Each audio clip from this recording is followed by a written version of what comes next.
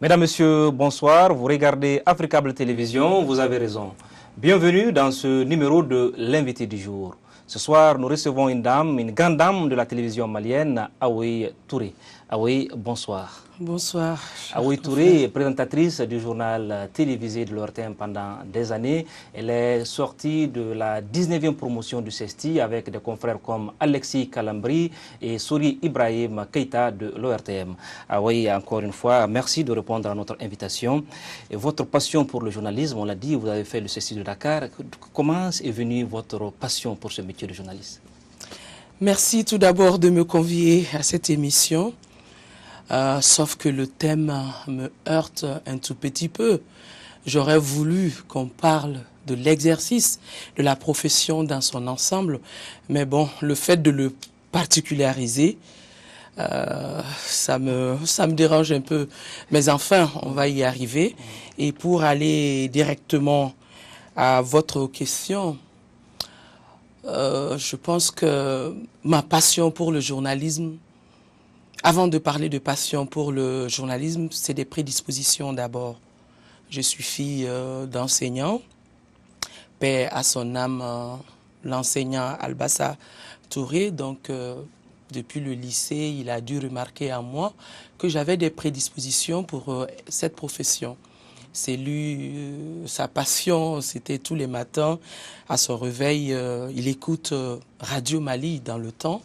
Et c'est là il a entendu un communiqué faisant voir aux gens comme quoi il y a un concours qui est organisé à l'intention de journalistes maliens qui veulent se rendre au CESTI de Dakar.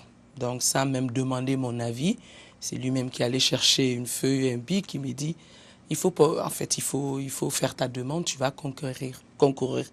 Et tout de suite je me suis exécuté et j'ai passé le concours, encore une fois, paix à son âme. Baba Daga Maïssa a été mon encadreur. Oumar Meiga, qu'on appelle Gilbert, a eu à m'encadrer aussi. Et c'est ainsi que j'ai été admise au concours d'entrée à l'école, au Centre d'études des sciences et techniques de l'information CESTI de Dakar.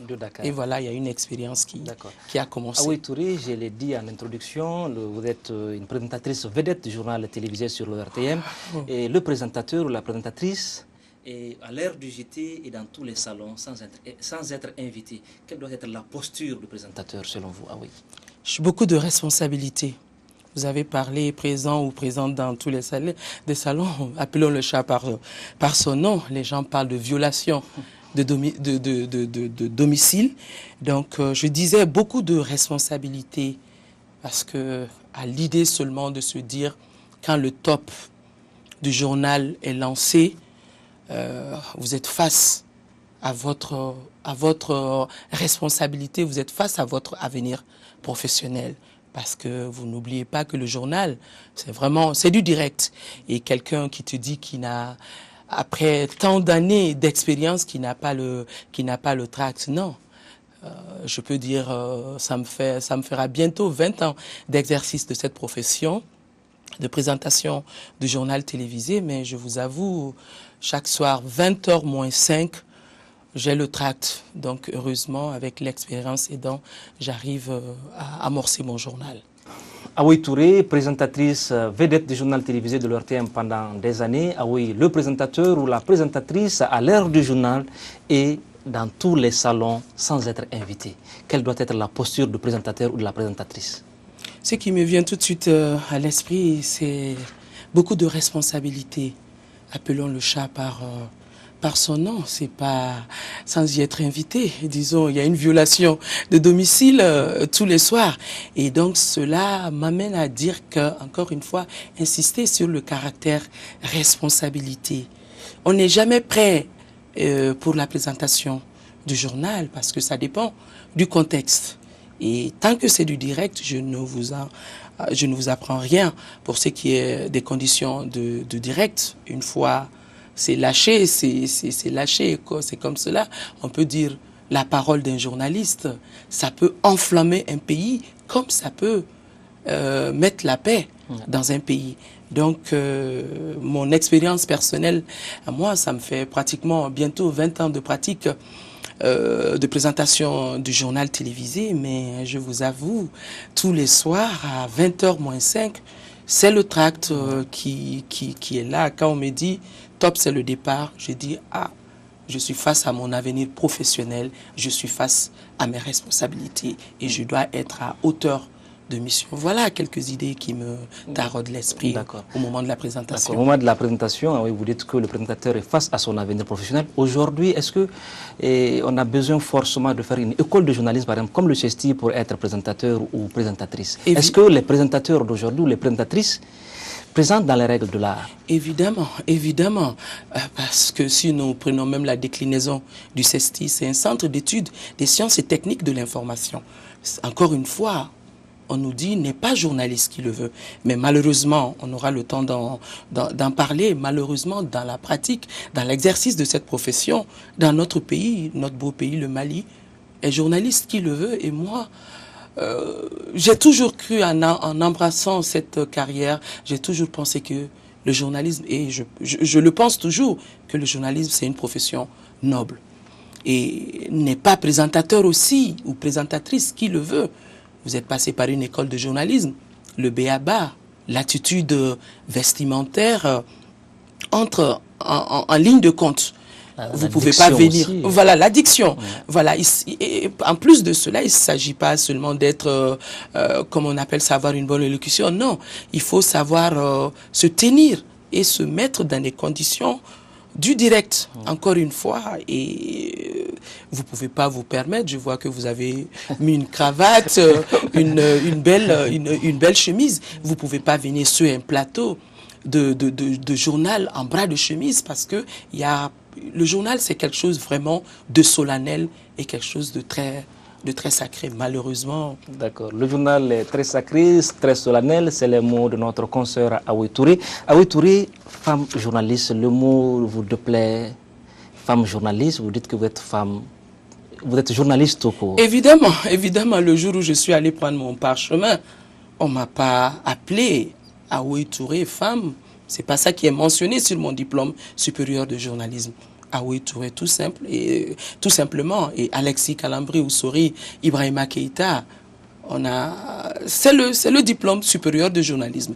Donc c'est dans la pratique vraiment, on arrive à mettre cette frontière-là, femme journaliste, homme journaliste. Donc moi, en tout cas, dans l'exercice de la profession, je me sens pas femme journaliste. Je me dis, je suis journaliste tout court. Mais pour ce qui est d'autres choses, je veux dire, pour ce qui est des responsabilités, c'est en ce moment, le caractère femme intervient, le caractère homme intervient. Très bien. Awa Touré, femme journaliste, j'insiste un peu sur le mot, dans un pays comme le Mali, bourré de préjugés, est-ce que c'est facile d'exercer, c'est-à-dire pour vous les femmes, est-ce que c'est facile d'exercer votre métier tous les soirs à la télévision? Ce que je disais, ça me fera bientôt 20 ans de combat. Et je ne baisse pas les bras. Je me suis dit, il faut continuer, il faut y aller, parce que je ne connais pas d'autres professions, un autre métier, si ce n'est pas le journalisme que j'ai eu à apprendre, et c'est avec beaucoup de fierté j'exerce ma profession malgré beaucoup de difficultés. Je ne suis pas seul dans ce cas. Vous avez parlé de difficultés. Est-ce qu'on peut savoir les difficultés que vous avez rencontrées dans le cadre de ce métier-là? Souvent, c'est dans les rédactions, c'est la famille, c'est la société. Parlez-nous-en. Non, ça commence d'abord au niveau de la rédaction. C'est là, je dis à mes jeunes consoeurs, je suis là tous les jours en train de leur dire, là où les hommes font un effort, nous les femmes, c'est le double qu'on doit pouvoir déployer, et pour pouvoir mériter encore une fois. Ils ne sont pas plus compétents que nous, mais bon, même ne serait-ce que dans la répartition des tâches quotidiennes, voilà, il y a un reportage peut-être à Kidal, on pensera beaucoup plus à envoyer un Sori Ibrahim Keïta à Kidal que de m'envoyer à Awa Touré à Kidal pour ce genre pour ce genre de reportage. Est-ce qu'il n'y a pas de préjugés, ah oui, c'est-à-dire pour vous les femmes, c'est-à-dire comment vous arrivez à concilier votre boulot de journaliste et puis les préoccupations, la maison et autres? Non, c'est pas facile. En fait, je vous avoue que je ne vais quand même pas rentrer dans des considérations très, très personnelles, mais j'ai été beaucoup victime de la télévision. Des gens qui ne me connaissent pas, bon, qui se donnent le droit de parler de ma vie, sans pour autant chercher à me connaître. Donc déjà, je me dis, à ce niveau, c'est pas évident. Il faut, pour celles qui mènent des vies de famille, il faut vraiment tomber sur un mari, sur une famille qui est à mesure de comprendre ce que vous exercez comme profession. Sinon, moi, je vois des hommes qui posent comme condition, si moi je dois t'épouser, seras-tu prête à abandonner le petit écran pour rester à la maison? Parce que femme présentatrice, ça devient finalement objet de contemplation. Et je dis non, là c'est un métier comme tous les autres métiers. Comment vous résistez face à cette pression sociale-là, ces préjugés? Est-ce que vous arrivez à résister souvent? Ah ben évidemment, si je n'arrivais pas à résister, peut-être que je ne serais pas là devant vous. Je peux juste vous prendre un exemple. Un jour, j'étais de journal, il y a quelqu'un de vraiment, en fait, on peut dire un religieux. Ben, c'est normal, il a cherché à me voir par tous les moyens et ce jour-là, il a vraiment forcé les barrages à l'ERTM et moi, à 10 minutes du journal télévisé, sûrement, il est venu à l'entrée même du studio, chose que j'ai même trouvé pas normale parce que l'ERTM, un studio de télévision, ça doit être l'endroit le plus sécurisé, mais il est venu m'accueillir. C'est lui qui était même à l'entrée pour me dire, ah oui, je t'ai cherché, et bon ben voilà, je suis venu vous voir physiquement, et puis bon ben, je sais pas c'est quoi votre statut matrimonial, mais bon, c'est pour vous dire que c'est pas, il faut toujours avoir le juste mot, ouais, le mot correct pour dire non, je suis professionnel, je fais mon boulot, et puis voilà. Awoy Touré, est-ce que dans le cadre de ce métier-là, vous avez eu une grande satisfaction? Votre grande satisfaction dans ce métier-là, c'est quoi? Waouh, ça me donne à réfléchir, hein. Ça me donne à réfléchir. La grande satisfaction, oui, la grande satisfaction, je peux justement aborder le fait qu'il y a beaucoup de jeunes filles maliennes qui veulent être journalistes parce que Awoy est journaliste. Ça déjà, c'est un motif de satisfaction et je pense qu'il n'y a rien pour égaler ce côté-là. D'accord. Ah oui, le petit écran et vous, il y a le journaliste écrivain français Bruno Massur qui disait dans son roman « La télé rend fou ». Entre vous et le petit écran, qui est la star? La télé est la star. Moi, je ne fais juste que mon boulot. On a vu des gens qui n'ont pas su s'adapter, comprendre que la télé est la star, mais pas le présentateur. On sait où est-ce qu'ils sont passés. D'accord, donc la posture du journaliste, c'est quoi? C'est l'humilité, c'est ça? Ah oui, l'humilité. L'humilité, je le répète 3 fois, l'humilité. Ah oui, quand vous êtes venu à l'ORTM, est-ce que vous avez rencontré des difficultés, par exemple, juste après votre sortie au CESTI? Est-ce que vous avez eu des difficultés, par exemple? Non, à mon arrivée à l'ORTM, j'ai été accueilli par d'ailleurs l'actuel directeur général de l'ORTM, Sidiki Mfa Konaté. C'est lui qui a procédé à mon recrutement. J'ai été accompagné. Il y avait une très bonne ambiance avec Fatim, la génération Fatim Sidibé qui reste la première femme à voilà, qui reste vraiment un modèle pour moi en termes de professionnalisme. Qui est aussi sorti du CESTI, 10e promotion. Exactement, qui est sorti du CESTI. Donc à cette époque-là, vraiment, il n'y avait pas de problème. Mais bon, vous savez, avec le contexte, nouvelle génération, bon ben, à l'ORTM, on a l'habitude de dire, on est... Est-ce que vous parlez de nouvelle génération? Est-ce que ça veut dire qu'aujourd'hui, il y a une guerre de génération à l'ORTM? Ah, évidemment. Non, ne nous cachons pas la face, il y a une guerre de génération. Moi, je les appelle même la NG, la nouvelle génération à l'ORTM. Mais bon, c'est vraiment de façon amicale, mais je me dis, chacun son parcours, chacun sait comment il est arrivé à l'ORTM, et puis bon, À la pratique, on va faire la différence. Mais est-ce que cela gêne un peu, c'est-à-dire le bon fonctionnement? Est-ce que ça gêne un peu la bonne marche? Parce que l'ORTM, quand même, c'est l'image, c'est la vitrine du pays. Ben oui, évidemment que ça impacte sur le fonctionnement de la maison. Parce que, vous savez, la nouvelle génération, je ne sais pas, c'est des gens qui sont un peu pressés. Comme disent les Américains, la vie, il faut aller step by step. Mais bon, la nouvelle génération est tellement pressée, elle veut sauter des étapes. Et puis bon, finalement, on se pose des questions pour ce qui est de la relève dans ce pays-là. La relève est en péril Non, pas seulement dans notre profession, mais moi je dis la relève de façon générale dans notre pays, le Mali. La relève, moi je pense qu'elle me pose beaucoup de soucis. Je me dis, est-ce que elle sera à hauteur de mission, de confiance, cette relève-là? Ah oui, on dit de vous que vous êtes une femme de caractère. C'est quoi? Parce qu'on dit de vous que vous avez souvent des prises de position. Mais non, je ne sais pas, qu'est-ce que vous appelez courageuse. Non, mais qu'est-ce que vous appelez? Une femme n'a pas le droit d'avoir des positions courageuses. Pourquoi les hommes ont des positions courageuses? Non, sortons de ces clichés-là. Chaque personne, en fait, chacun est là avec sa personnalité. Et que bon, je suis différente de vous, vous êtes différente de moi. Donc je me dis, c'est l'ensemble de ces différences-là qu'il faut prendre, les mettre ensemble et puis en tirer beaucoup le côté positif de tout cela. Ah oui, vous avez l'habitude de dire qu'il faut aujourd'hui une table ronde pour parler de ce métier de journalisme. Aujourd'hui, ce métier de journaliste est-il en péril au Mali? C'est le cœur serré, je vais répondre à cette question. Vous allez me dire, comparaison n'est pas raison, mais enfin, prenons la sous-région. Le Mali, c'est le seul pays aujourd'hui où on se rend compte que est journaliste qui le veut. C'est dommage. S'il y a des statistiques qui sont là, il y a combien de stations de radio dans ce pays aujourd'hui? Il y a combien de stations de télévision? Il y a combien de journaux aujourd'hui? Mais la question, c'est de savoir toutes ces personnes qui travaillent dans ces organes, ces personnes ont-elles eu une formation? On a vu des gens qui n'arrivent pas à exceller dans leur profession, se reconvertissent journalistes. Et je suis contente pour l'installation de la haute autorité de la communication, la HAC. J'ai vu le président l'autre jour, vraiment, et il a tout mon soutien. Je dis, il a tout mon soutien en tant que journaliste, en tant que professionnel, pour mettre de l'ordre. Parce que c'est ça aussi sa mission.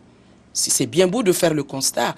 Le constat, on le fait, mais nous, on attend vraiment des résultats de tout ce qui a été dit dans le rapport de la HAC, parce que je me dis, la formation, elle est plus que primordiale dans cette profession que nous exerçons.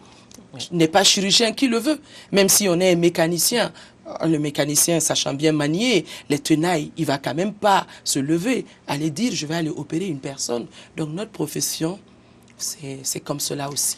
Oui, et c'est aux autorités, encore une fois, aux autorités politiques, bien entendu, d'essayer, peut-être à un moment donné, ça arrange les politiques, mais à un moment donné, il faut voir le revers, tous les dérapages aujourd'hui dans les différents journaux de la place. En tant que journaliste, il y a des jours, quand je me mets sur le net, je veux faire ma revue de presse, je vois de ces titres pompeux, je dis j'ai mal pour ma profession. Oui, mais qu'est-ce que les professionnels font pour assainir le milieu?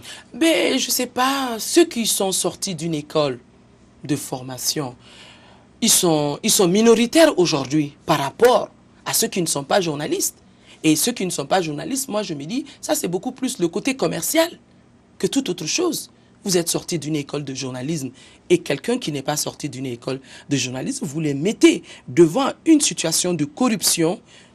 L'éthique et la déontologie va vous faire tilt beaucoup plus que l'autre. Et quand je vois dans des reportages des journalistes qui sont là, qui se battent pour des tickets d'essence ou question de per diem, je dis c'est pas le journalisme que moi j'ai eu à apprendre. D'accord, voilà. Ça c'est un cri de cœur, notre consoeur Aoui Touré. Aoui, dans le cas, à l'ORTM, il y a eu un réaménagement. Et il n'y a pas eu de femmes à des postes stratégiques. Est-ce que cela vous gêne? Est-ce que cela vous a choqué? Non, je pense que peut-être il faut aller poser cette question à monsieur le directeur général de l'ORTM, monsieur Sidi Kimfa Konaté. Je pense qu'il est arrivé avec une feuille de route et une administration, ça marche avec des gens à qui l'on a confiance. Et je pense que le problème de l'ORTM, comme on le dit, le linge sale se lave en famille, c'est un problème de famille. Nous sommes une famille à l'ORTM, mais le petit commentaire... Une famille unie, désunie? Ben, une famille, ça comporte tout. Voilà, et mon petit commentaire, c'est juste de dire les femmes entrent à l'ORTM comme dans l'armée caporale et partent, non pas comme dans l'armée parce qu'il y a des échelons de caporal, il y a des gens qui se retrouvent, ils franchissent les échelons et ils sont généraux. Mais à l'ORTM, les femmes, c'est malheureux de le dire, on entre caporal et on part à la retraite caporal. Et je ne sais pas l'explication, je me dis c'est pas un problème de compétence, mais c'est un problème de confiance. Voilà. Qu'est-ce qui explique ce problème, ce manque de confiance? Mais peut-être qu'organiser une table ronde avec les hommes, on pourra échanger. Pas seulement les journalistes femmes de l'ORTM ou les journalistes hommes de l'ORTM, mais on peut organiser une table ronde sur le sujet. Qu'est-ce qui fait le problème de confiance entre journalistes femmes et journalistes hommes pour que les femmes sont confinées à jouer les seconds rôles, mais jamais à des postes stratégiques? L'ORTM, si on prend l'historique de l'ORTM, il n'y a jamais eu de femme, bien qu'on est en train de dire que ah oui, occupe une section, c'est vrai, j'occupe une section, mais bon. Pour votre expérience? Est-ce que vous avez une ambition peut-être de devenir un jour directrice générale de l'ORTM? Non, même pas. Même pas. Mon ambition, c'est de pouvoir faire mon travail dans la confiance et dans le professionnalisme. Les postes administratifs, c'est autre chose. Voilà. Oui, dites-nous, est-ce que dans le cadre de votre profession de journaliste, vous avez eu à rencontrer des difficultés? Si difficultés il y en a, c'est quoi? Non, encore une fois, au risque de me répéter, je dis les difficultés, c'est pas ça qui manque. Tous les jours, on est confronté à des difficultés, mais on arrive à se battre. Et vous pouvez, en fait, vous référer à des confrères quand c'est la conférence de rédaction. Aoué n'est pas d'accord avec un point de vue. Aoué le dit. Et sans état d'âme. Et puis, bon, voilà. Donc, les difficultés, elles sont quotidiennes dans l'exercice de la profession. Mais au contraire, ces difficultés sont motivantes pour moi. D'accord. Aoué Touré... Est-ce que, quoi qu'on dise, hein, dans le métier de journalisme, il y a quand même une phase d'imitation. Est-ce que vous avez un modèle, par exemple, en matière de présentation, qui est votre présentatrice de référence? C'est ce que je vous ai dit. Fatim Sidibé reste un modèle pour moi. Je vais pas... Ma référence, elle est locale. Ouais. Donc, je m'en tiens même si vous avez des sobriquets, peut-être à l'époque avec Bali. Oui, Bali, Idrissa Sissoko, bon, voilà, l'ancien directeur général de l'ORTM, c'est mon aîné du CESTI de quelques années. Lui aussi a compris en moi comme quoi peut-être j'avais des prédispositions à tenir des débats et c'est là, il a eu à employer ce Arlette. Voilà, Arlette Chabot. Voilà. Arlette Chabot. Ah oui, vous avez aussi exercé la fonction de conseiller au niveau de Washington. Et qu'est-ce que cela vous a inspiré en termes d'expérience? Non, c'était une autre expérience. C'était une autre expérience. La vie, il faut multiplier les expériences et c'est là que vous allez comprendre la portée de chaque expérience.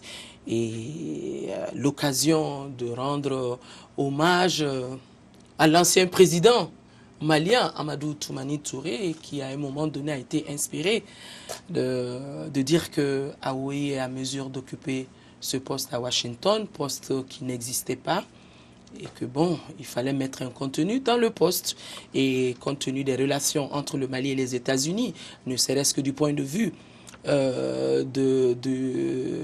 du nombre de nos compatriotes vivant dans ce pays, il fallait essayer de tenir l'image de ce pays-là, ne serait-ce que du point de vue culturel.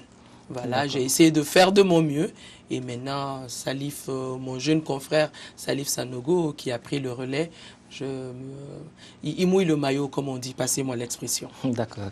Ah oui, Touré, je l'ai dit en introduction, présentatrice du journal télévisé, mais ah oui, une journaliste de votre dimension, vous n'avez jamais vu peut-être interviewer le président de la République? Est-ce que c'est un refus de votre part ou bien c'est la hiérarchie qui ne nous a pas proposé cela? Non, non, non. J'ai toujours... bon, encore une fois, c'est toujours un problème de choix. Mais je me dis, grande interview, oui, j'ai eu à faire des interviews avec des chefs d'État, même s'ils ne sont pas maliens. Voilà. Des émissions en dehors de la présentation? Oui, des émissions en dehors de la présentation. Dans le temps, j'ai eu à animer une émission, le magazine de l'économie et de l'intégration, avec Youssouf Touré. C'était vraiment une émission qui, à un moment donné, je dirais pas, avait une cote de popularité. Ouais. Et ça nous mettait en relation à rencontrer pas mal d'hommes politiques, de dirigeants. Je vais citer l'exemple du président béninois, Yahi Boni, avant qu'il ne soit président, a compris que vraiment l'émission que nous animions sur l'URTM était une émission de belle facture. Et à l'annonce de sa candidature pour être président du Bénin, il m'a fait appel, il m'a dit, on était 3 journalistes de la sous-région, on a organisé un plateau justement avec votre chaîne de télévision, Africable, pour annoncer sa candidature. Donc j'ai eu l'honneur, le privilège d'être sur ce plateau pour donner l'occasion au président Yahi Boni d'annoncer sa candidature depuis Lomé. D'accord, merci bien. Ah oui, nous acheminons vers la fin de cette émission. Ah oui, si vous avez un mot pour les jeunes filles qui rêvent de devenir comme Aoui, Dieu seul sait qu'elles sont nombreuses. Quel est votre message pour ces filles-là? Non, et donc aller se former. Je vois qu'il y a une floraison d'écoles de journalisme au Mali, mais la qualité, elle se vérifie sur le terrain. Et il est temps que nous les femmes, nous les filles, qu'on arrête, qu'on arrive à se dire que voilà, la compétence, rien que la compétence, qu'on sorte des petites faveurs, des petits passe-droits. Pour pouvoir, en tout cas, je me dis, le métier que nous exerçons, le journalisme, il faut la formation. Et jusque-là, je ne sais pas pourquoi cette école de journalisme qui a attendu, mais bon, jusque-là, on ne voit pas le premier coup de clap de l'ouverture de cette école de journalisme. Je me dis, au Mali, si on a une école de journalisme avec des professeurs de qualité, une formation de qualité, je pense que l'exercice de la profession trouvera son salut dans cela. Sans la formation, non. Sans la formation, non. Aoui Touré, merci de répondre à notre invitation, encore une fois. C'est moi. Et j'ose espérer que le public a beaucoup apprécié. Mesdames, Messieurs, c'est la fin de cette émission que j'ai eu l'immense plaisir de présenter. Merci de rester fidèle au programme de Africable Télévision. Merci beaucoup. Merci Aoui.